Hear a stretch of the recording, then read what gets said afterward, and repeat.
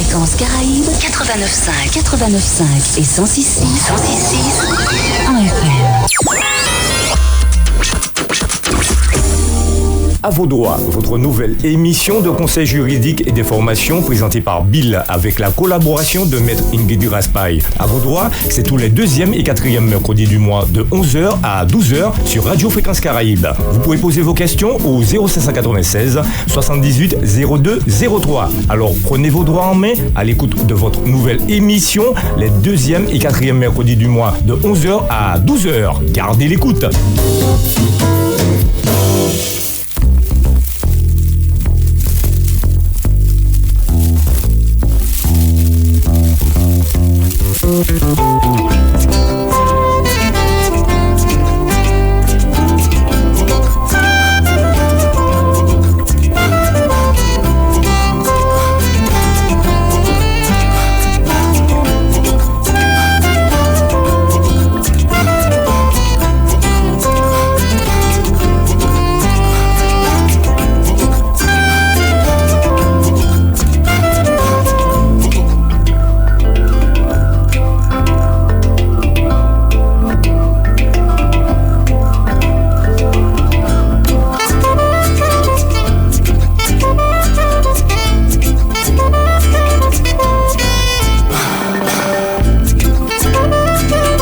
Bonjour tout le monde, mesdames, messieurs, bonjour, bienvenue sur Radio Fréquence Caraïbes.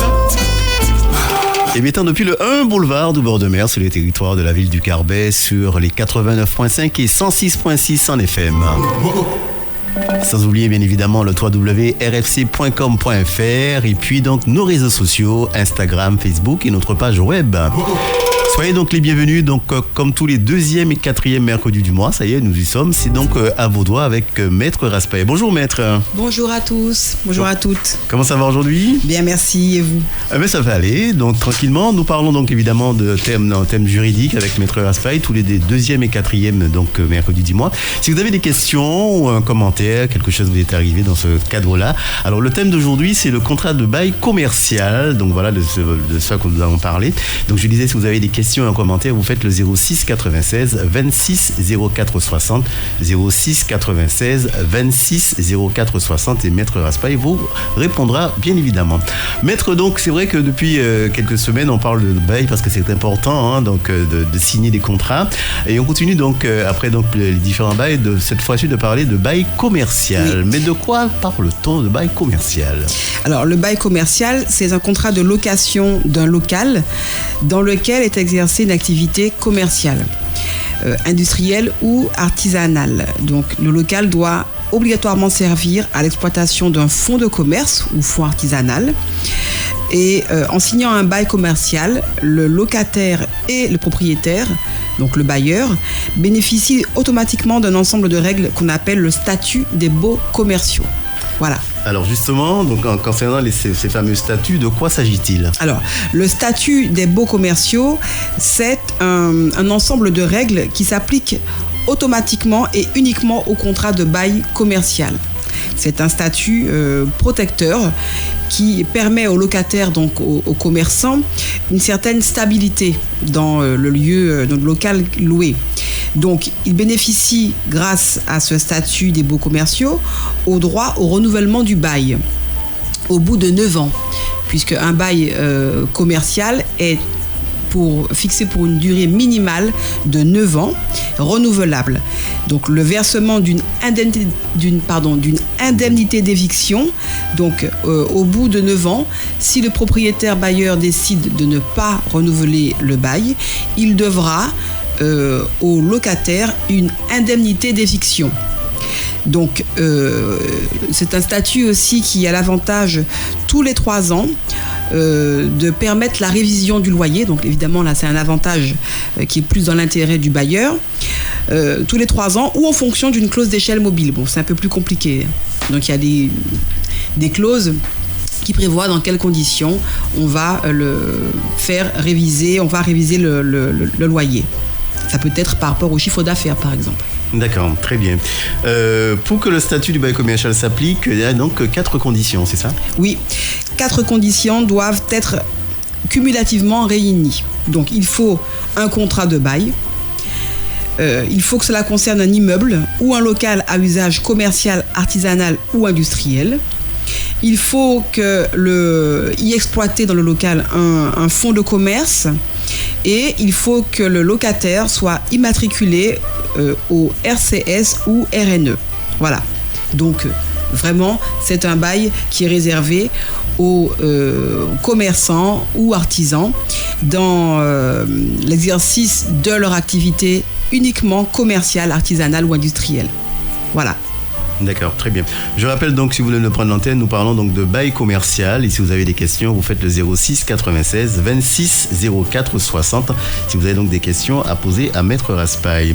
Concernant les statuts de bail commerciaux, il s'applique aussi, comment vous dites ça, astuces, conditions, c'est ça? Alors, oui, les baux commerciaux s'appliquent aussi sous conditions aux établissements d'enseignement, aux services communaux exploités en régie ou aux entreprises publiques. Et à certaines sociétés coopératives. Mais il faut remplir les conditions que je ne vais pas aborder ici parce que nous n'aurons pas le temps. D'accord. Très bien. Donc parlons maintenant, maître, du fameux contrat de bail. Alors le contrat de bail, il est caractérisé par l'obligation pour le propriétaire de mettre à disposition du locataire un local à usage commercial. En contrepartie, le locataire paye un loyer. Il s'agit donc d'un bail commercial. C'est un peu les obligations réciproques de tout bail, logement, artisanal ou commercial, et puis professionnel. Donc, dès lors que un propriétaire bailleur met à disposition un local ou un logement à un locataire, il s'agit d'un bail. Et lorsque c'est un local à usage commercial, c'est un bail commercial. En contrepartie, effectivement, le locataire doit payer un loyer. Voilà.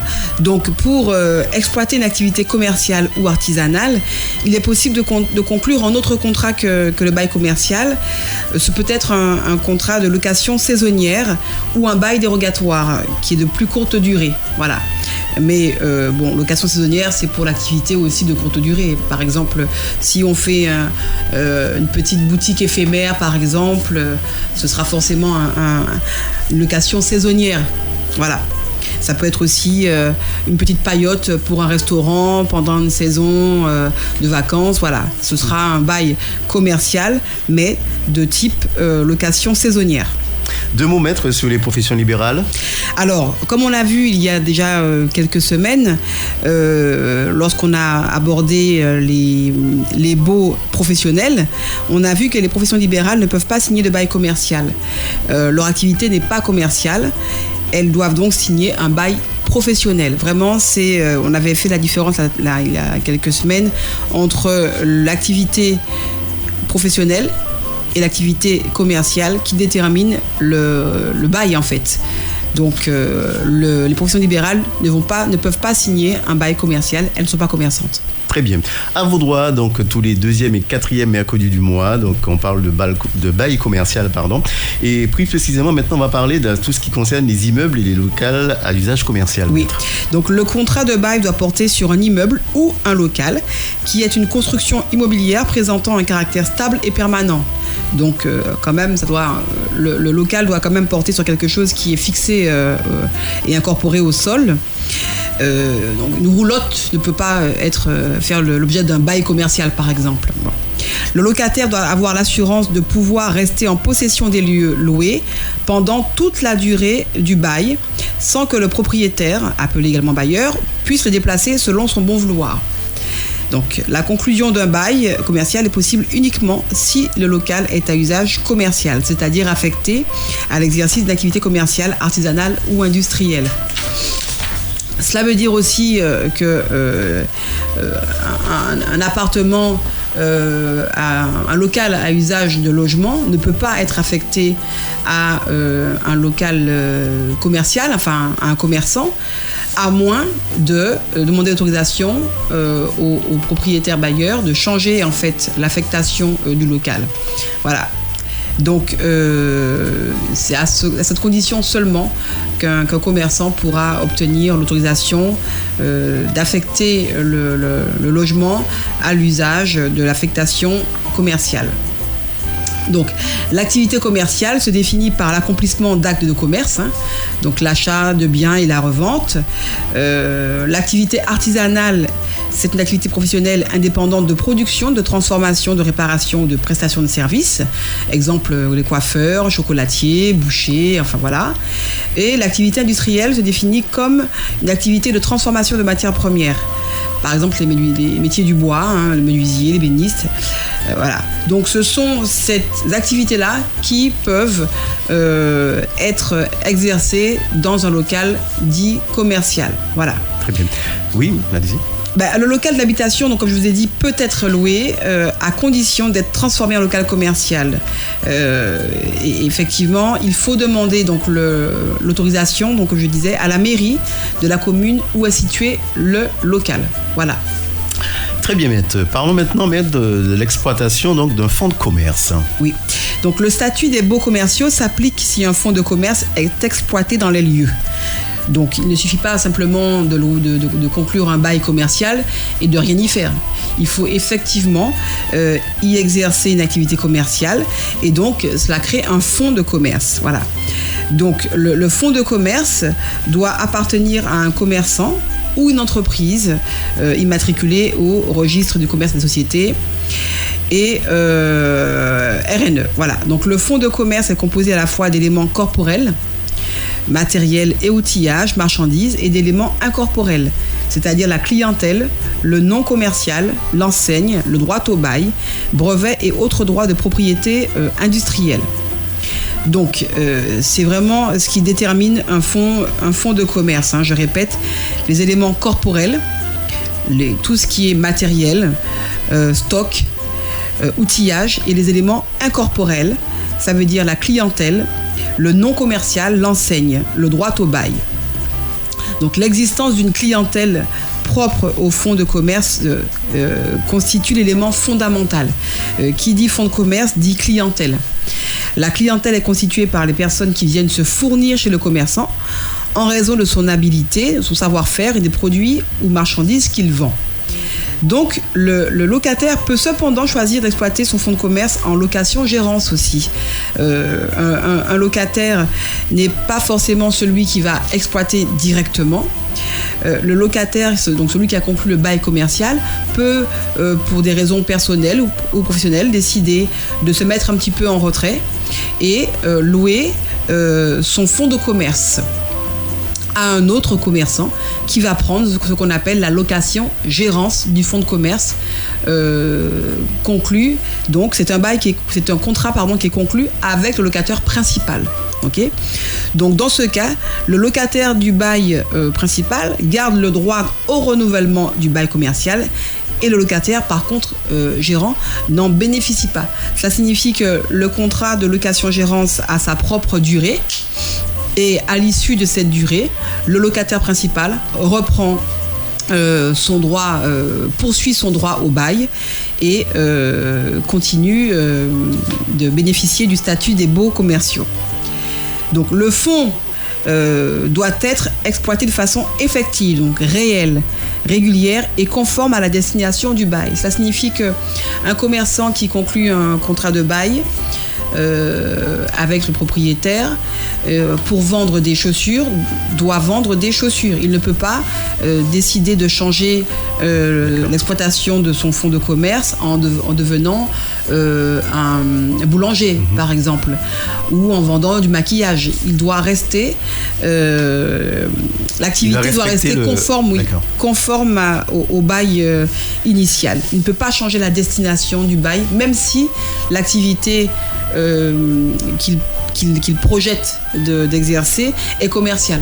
Et là, ça peut aller jusqu'à une rupture du contrat, du bail ou... Eh bien, oui, ça peut, puisque le bail, je prends un exemple, un local qui est affecté à la vente de chaussures n'est pas prévu pour exploiter une activité de coiffure. Il faut installer quand même un système pour pouvoir laver les cheveux, rincer, etc. Il y a plus d'eau, il y a toute une mise en place du salon. et qui va transformer même le local, et le propriétaire n'est pas forcément d'accord pour que son local soit transformé à ce point. Donc oui, en tout cas, si on change d'affectation, on veut changer d'affectation, il faut demander l'autorisation au propriétaire, et dans ce cas, à mon avis, le propriétaire peut ou devrait repartir sur un nouveau bail. Parce que s'il reste par exemple 4 ans ou 3 ans, le locataire n'a aucun intérêt à transformer le local pour 3 ans.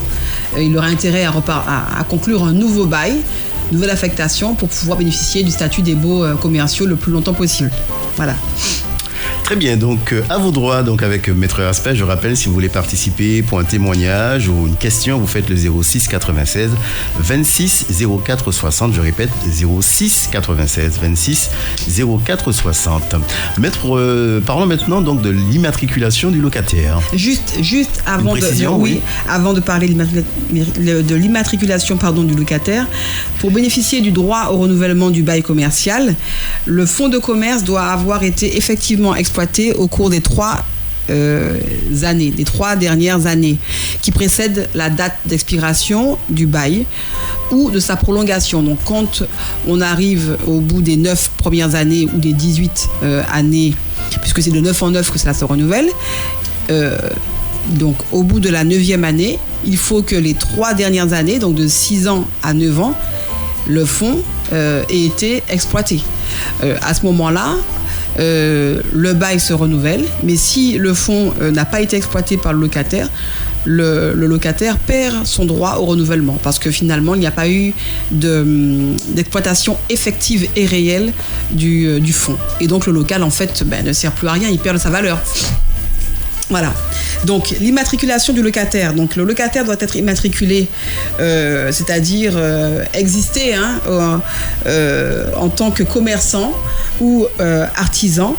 Et cette condition est nécessaire pour obtenir le renouvellement du bail à son échéance. C'est-à-dire que si le locataire perd son statut de commerçant ou d'artisan, il perd donc le droit de pouvoir conclure un bail commercial, puisque la conclusion d'un bail commercial est attachée à la qualité du locataire, enfin à son activité, commerciale ou artisanale, et pour exploiter un fonds de commerce.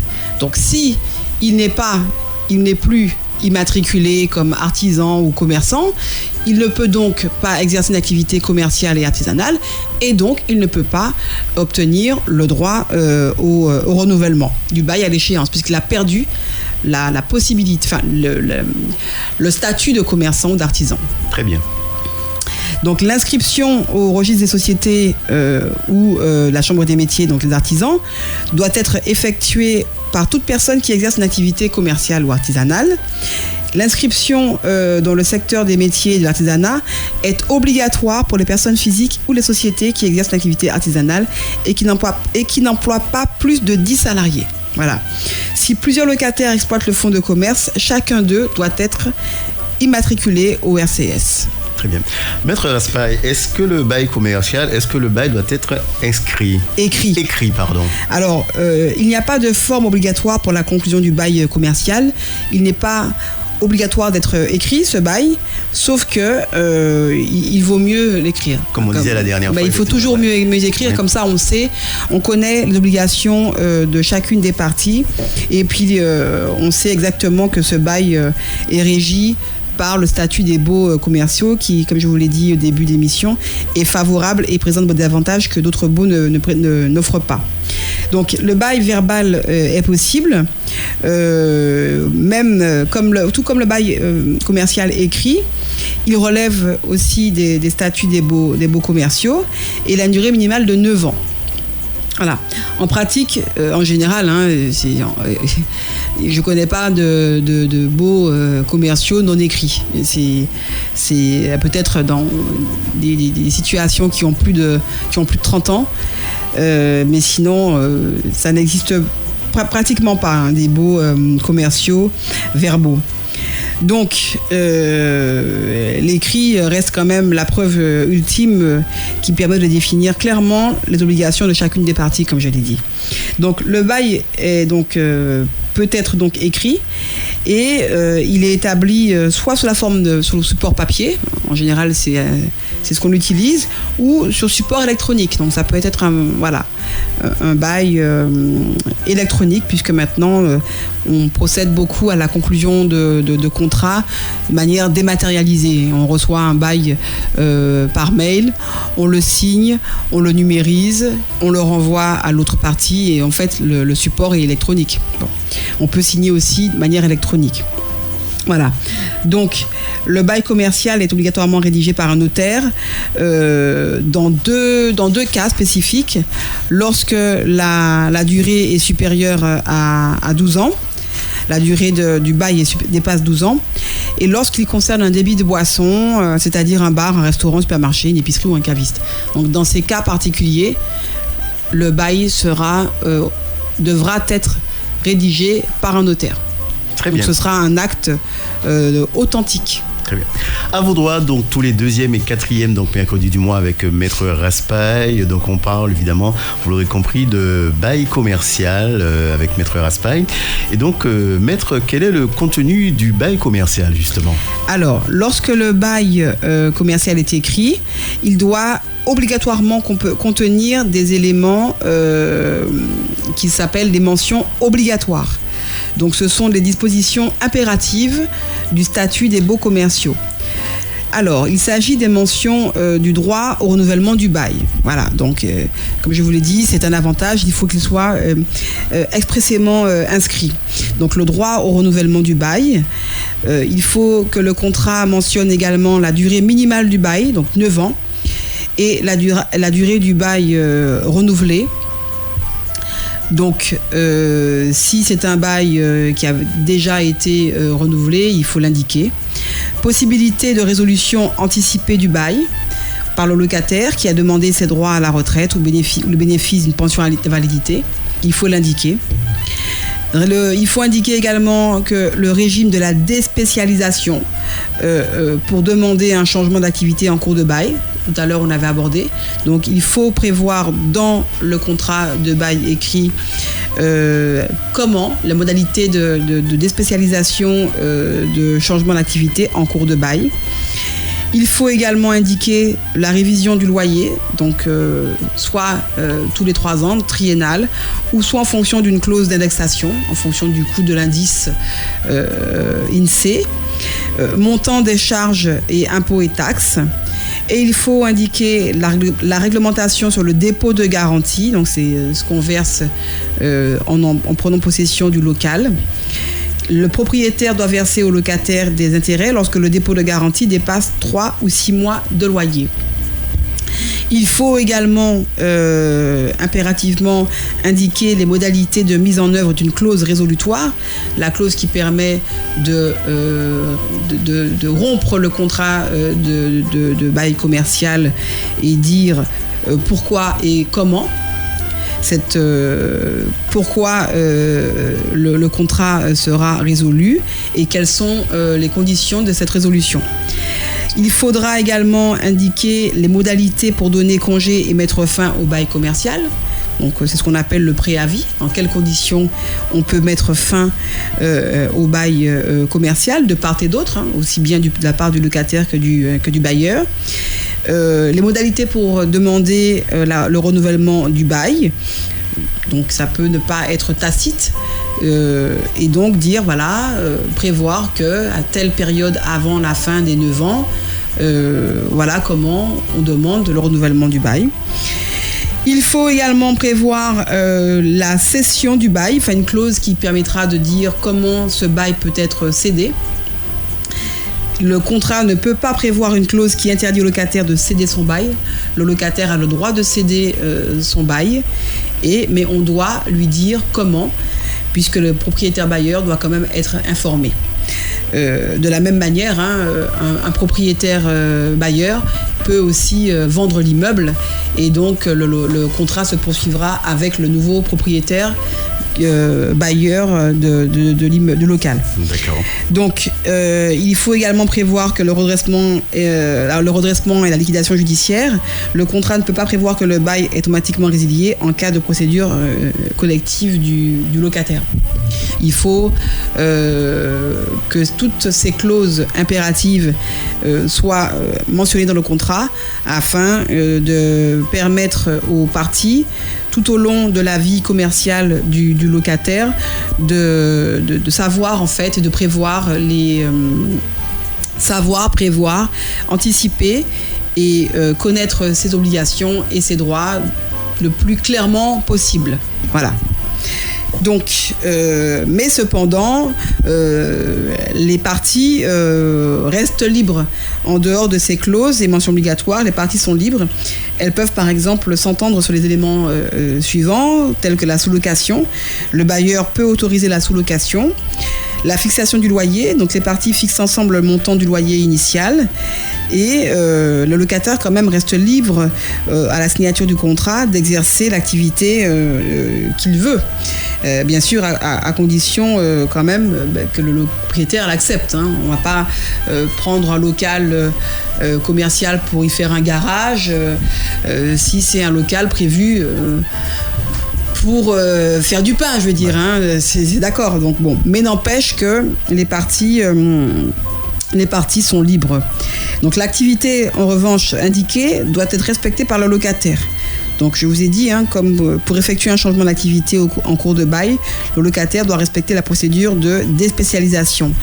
Et là, cette clause-là, elle est précisée dans le contrat, elle doit être obligatoirement écrite.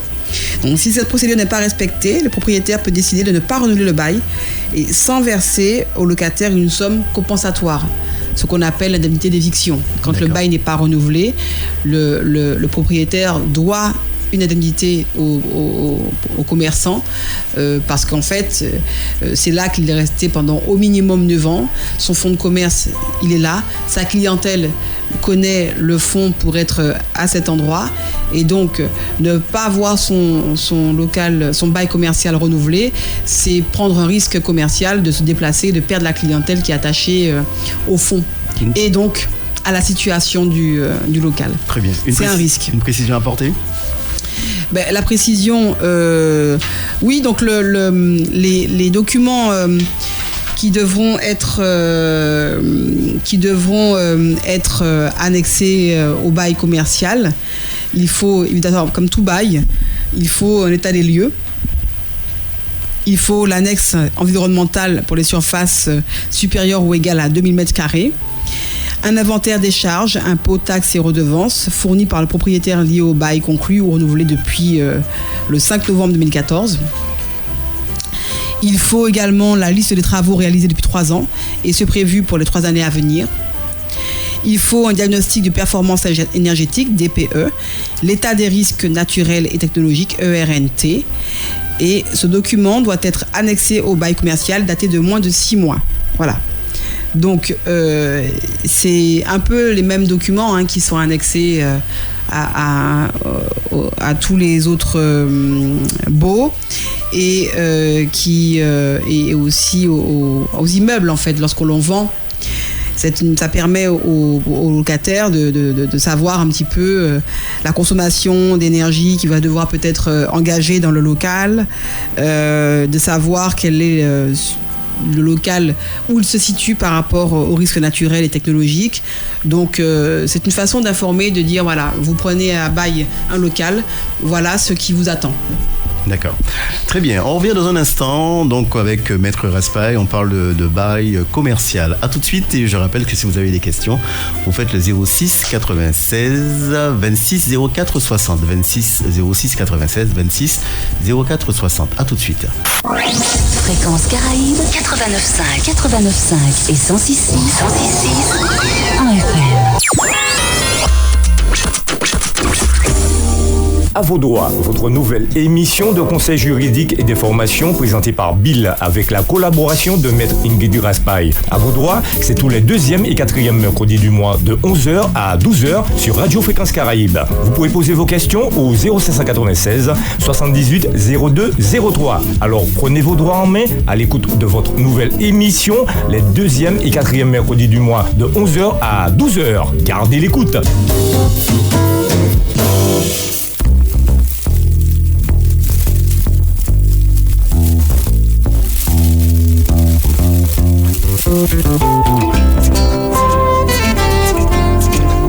De retour pour votre émission à vos droits, donc avec Maître Raspail, et donc on parle évidemment de bail commercial. Et Maître, donc on continue donc à parler justement de ce sujet, de ce thème, avec notamment l'état des lieux. Oui, l'état des lieux doit être annexé au contrat de bail. Il est obligatoirement établi lors de l'entrée dans les locaux. Un état des lieux devra également être rédigé lors de la restitution des locaux, ce qu'on appelle l'état des lieux de sortie, ou lors de la cession du droit au bail commercial, lorsque en cours de bail, le locataire cède son droit au bail. Donc de la cession ou de la transmission à titre gratuit du fonds de commerce, il faut effectivement prévoir un état des lieux, même dans le cadre d'une donation ou d'une succession.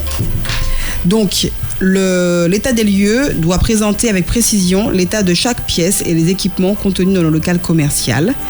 Il est rédigé à l'amiable par le propriétaire et le locataire.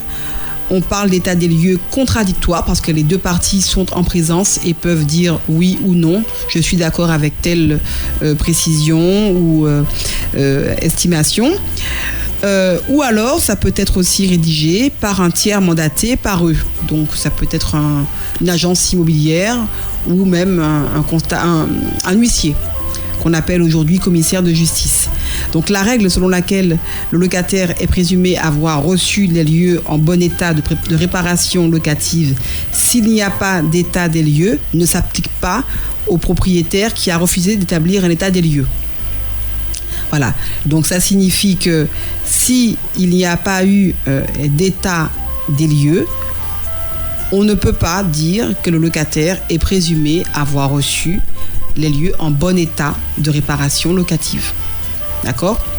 Donc, l'état des lieux, bon, ben voilà, c'est la phase préparatoire en fait avant l'entrée en jouissance dans les locaux, qui est commune à tous les baux que l'on a pu voir dans cette émission, bail à ferme, le bail professionnel, et puis nous avons vu commercial. Le bail commercial, celui-ci, le bail à usage commercial, et on le fait aussi avant de rentrer dans un logement, un local à usage d'habitation. Voilà, c'est pour tous les baux pareil. Avant de prendre possession, il est conseillé de faire un état des lieux d'entrée et de sortie. Très bien. On parle maintenant, maître, d'annexe environnementale, appelée aussi annexe verte.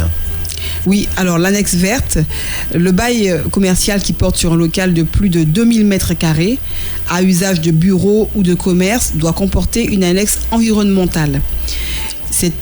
L'annexe dite verte contient les informations fournies par le propriétaire, qui sont le descriptif des caractéristiques énergétiques des équipements et des systèmes du bâtiment et des locaux loués, donc traitement des déchets, chauffage, donc en l'occurrence pas pour nous, mais ça peut être la climatisation, refroidissement, ventilation, éclairage. Consommation annuelle d'eau et d'énergie de ces équipements et systèmes. Quantité annuelle de déchets générés. On peut aussi prévoir, donc ça permet aux futurs locataires de prévoir comment gérer en fait la consommation ou limiter la consommation d'énergie des locaux. Voilà. Donc une annexe aussi peut prévoir des obligations aux locataires qui seront soumises aux locataires pour limiter la consommation énergétique des locaux. Voilà. Donc plusieurs objectifs peuvent figurer dans l'annexe verte, par exemple les travaux d'entretien, plan de réduction de la consommation d'eau, réduction des émissions de gaz à effet de serre. Donc aujourd'hui c'est ça, c'est un peu la grande tendance, faire en sorte que les activités commerciales soient le plus saine entre guillemets de point de vue écologique possible et consomme le moins d'énergie possible. Très bien. Parlons maintenant, et 2 mots dessus, donc maître du diagnostic de performance énergétique appelé donc DPE. Oui, donc le diagnostic de performance énergétique ou DPE est joint par le bailleur lors de la conclusion du bail commercial. C'est un document qui comporte les éléments suivants: la quantité d'énergie effectivement consommée ou estimée, les émissions de gaz à effet de serre pour une utilisation standardisée du bâtiment ou d'une partie du bâtiment, l'information sur les conditions d'aération ou de ventilation. Très bien. Et aussi donc 2 mots maîtres sur les états de risques naturels et technologiques. Oui, donc état des risques naturels et technologiques, où on peut lire aussi le sigle ERNT. Donc le RNT concerne les biens immobiliers situés dans les zones couvertes par un plan de prévention des risques technologiques ou des risques naturels prévisibles. Ce document doit être annexé au bail commercial et daté de moins de 6 mois. Voilà, je crois qu'on a tout dit sur les annexes qui doivent accompagner obligatoirement le bail commercial. Voilà, si vous avez encore, je vous rappelle les questions, il nous reste encore quelques minutes, donc vous faites le 06 96 26 04 60, et donc maître Raspail donc pourra vous répondre. En 2 mots, quelques mots clés à retenir, maître, sur si on souhaite quelqu'un faire signer un bail commercial. Alors, pour conclure un bail commercial, il faut tout d'abord que le locataire soit un commerçant, un artisan ou un artisan.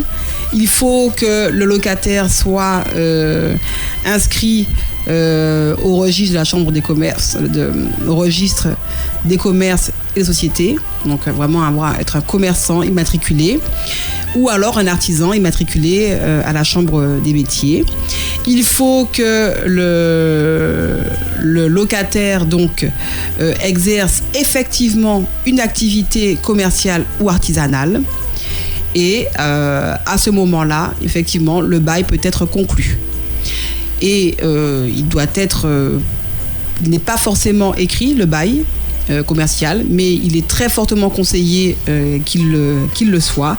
Et s'il l'est, il doit contenir des mentions obligatoires que l'on appelle les dispositions impératives du statut des baux commerciaux. Et le bail commercial permet donc d'exploiter un fonds de commerce. Les avantages du statut des baux commerciaux, c'est la durée du bail, le minimum 9 ans, le droit au renouvellement du bail, ou sinon une indemnité d'éviction qui sera due par le propriétaire bailleur au locataire en cas de renouvellement, mais à condition que le locataire paye son loyer et exerce effectivement toute la durée du bail, l'activité qui est spécifiée dans le contrat de bail. Le contrat de bail est prévu donc pour une activité spécifique, c'est la mention de spécialisation, mais en cours de bail, on peut changer d'activité commerciale. Une clause est prévue pour les modalités de cette déspécialisation.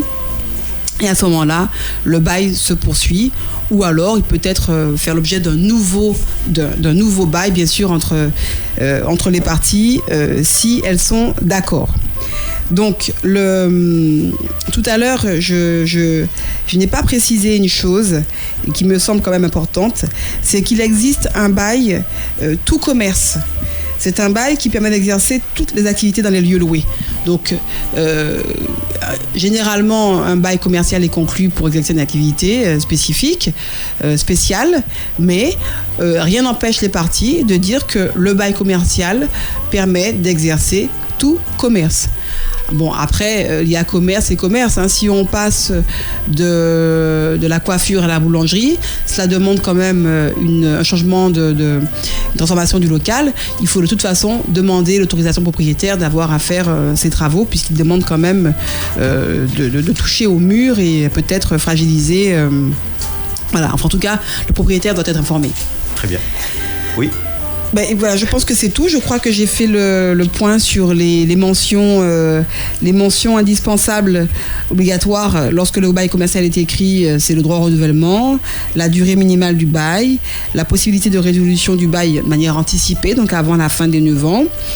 Le régime de la déspécialisation au cas où on change d'activité en cours de bail. La mention obligatoire doit prévoir aussi la révision du loyer ou indexation. Le montant des charges, impôts et taxes, et puis la réglementation sur le dépôt de garantie, les modalités de mise en œuvre d'une clause résolutoire, donc celle qui permet de rompre le contrat lorsque l'une des parties n'aura pas rempli toutes ses obligations. Les modalités pour donner congé et mettre fin au bail, etc., etc. Donc voilà. Donc c'est le contrat de bail commercial.